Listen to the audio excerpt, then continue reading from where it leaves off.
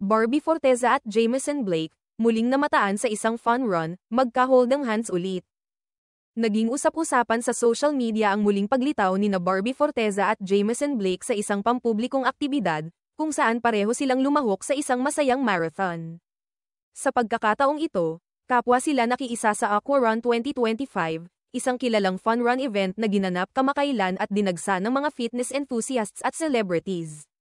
Umakit ng pansin ang tambalan ni na Barbie at Jameson matapos ay upload ng Facebook page na Spin and Shoot ang ilang mga kuhang larawan ng dalawa habang masayang tumatakbo at tila enjoy sa kanilang bonding sa nasabing aktibidad. Sa caption ng nasabing post ay mababasa ang linyang, Barbie Forteza and Jameson Blake spotted at Aqua Run 2025. Kaagad itong nag-viral at umani ng samot-saring reaksyon mula sa mga netizens. Karamihan ay kinikilig at tila natutuwa sa pagiging malapit ng dalawa.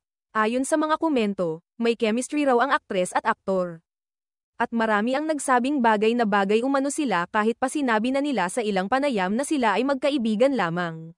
Sa ilang larawan, makikitang magkasabay tumatakbo ang dalawa. Minsan ay may hawak kamay pa, na lalong nagpaliyab sa imahinasyon ng mga tagahanga.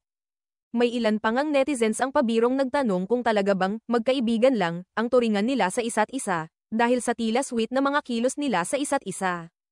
Hindi naman bago sa publiko ang pagkakaibigan ni na Barbie at Jameson.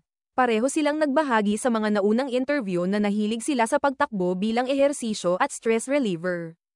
At naging daan ito upang mas lalo silang maging close. Gayunpaman, dahil parehong kilalang personalidad sa showbiz, hindi may iwasang magkaroon ng intriga tuwing namamataan silang magkasama sa publiko.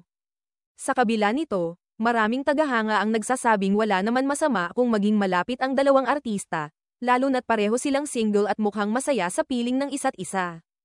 May ilan pang ang umaasa na sana raw ay mauwi sa totohanan ang kanilang samahan.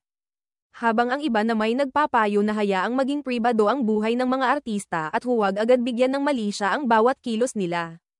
Ang ganitong klase ng atensyon mula sa publiko ay patunay lamang ng patuloy na kasikatan ng dalawa, at kung gaano kalakas ang suporta ng kanilang mga taga-subaybay.